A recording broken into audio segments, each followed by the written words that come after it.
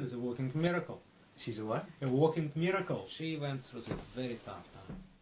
As you said, she had a clot, which she then was given a medication to dissolve, and that in turn caused some bleeding and caused a major stroke. But the biggest problem was that there was very high pressure within the brain. And because the pressure is very high, it stops perfusion of the brain adequately, which means that the amount of oxygen that comes to the brain cells start to suffer, just because there is back pressure. From whatever common kin, there is a lot of back pressure, and especially areas surrounding the stroke area. There is the most of the pressure there, just pressing in physically. And unless you relieve that pressure by either chemical means, trying to reduce the pressure within the head, or by some physical means, such as changes in ventilation, etc., people do suffer from lack of oxygen, and further damage to the cells in the brain starts to develop more and more and more and more. It's like cascade. And that's where a lot of secondary disability comes in, or sometimes death, because people, what we call coning, people develop that condition. It's when the brain swells to the point that the part of the brain, the very stem of the brain, where the primary life functions are, just cones into the vertebral column. One of the, well, relatively new ways of treatment of that is to do a physical relief of pressure by opening the bones, because the skull is a bone structure, which is like a bone box, which is very solid. It's got no way to expand. So whatever inside is expands. When brain swells and expands, or any other thing like bleeding creates an extra space-occupying lesion, it starts to press the brain against that rigid box. There's nowhere to go. It surrounds it from all sides. So one of the new ways of treatment, as well reasonably new, is to open holes on sides of the skull. Just open, take parts of the skull out and open it, and allow the brain to swell out. But when it swells out, it doesn't swell against resistance, it just swells. But the pressure inside those cells is not that high anymore. The pressure for perfusion is not that high. So it allows the blood flow with oxygen through to maintain it.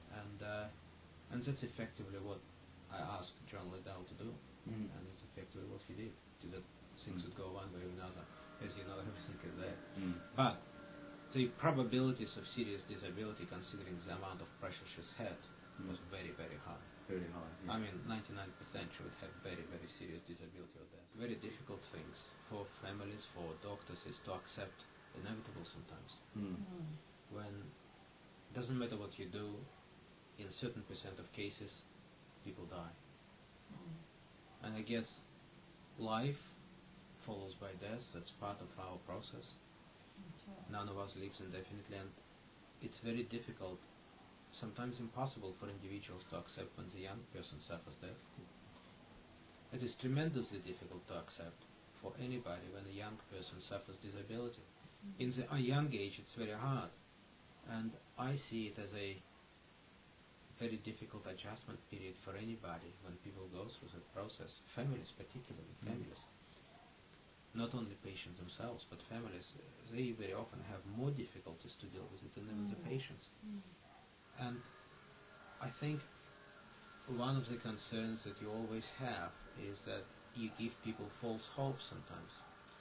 You do not explain clearly enough in the circumstances, because it is a stressful time, so families are stressed. They don't quite think clearly through.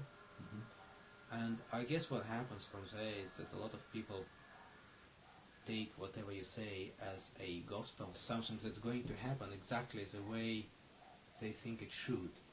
Trusting it. So they hope that that little chance that you give them is going to be 100% chance. And if it didn't happen, then they would look at it as, what went wrong? Why didn't it happen? We thought it's going to happen. And that's what happens in critical illness. That's why we usually say, look, that's the way it is. That's how many percent you've got, approximately. You know, that's a chance. But if you don't take that, that's a chance. And you've got that balance always. And you're trying to jiggle. Whatever we do, we always try to make sure that it's done with the best chance possible. Especially in a case like this. And that's when I've decided, well, we've got to do it. We have to do it. It's probably her best chance to pull through, if not only chance. And let's just try. And that's when we did it all, like one after another. So when you look at Lynn now, I mean, you sort of see her... Lynn is a walking miracle. She's a what? A walking miracle. She went through a very tough time, tremendously tough time. And she's a tough lady, and she's done a great job. But I'm sure that would never happen without support of family and friends. And you? That's a minor thing. No. But family and friends is tremendously important for the rehabilitation time. Tremendously important. And the amount of support that Lynn got, I think, helped her greatly. And that spiritual support that she received from all her friends and surrounding people, I think, is very, very important. Our recovery is always tough, much tougher than getting killed. Getting killed is quick. It's recovering that is very slow. And if people can stay with you throughout all that time and remain with you, and not to drop you after 2-3 days when it looks too tough to be there, that's what eventually makes it. And I think that's what made it. And I think both Lynn and people around her should be grateful for each other for achieving this. I think this is the best thing. It's a great thing for the family, it's a great thing for friends when they look at the results of what they did to try to achieve it together and what they've achieved. I think that's the reward that one always look at and feels, wow, that's great, that was worth it. It's an example for other people to have a will to survive, a will to get better, and that this will may lead in a number of cases to the very good results. And it is also a good example of how community and family can support one to the point that one gets better.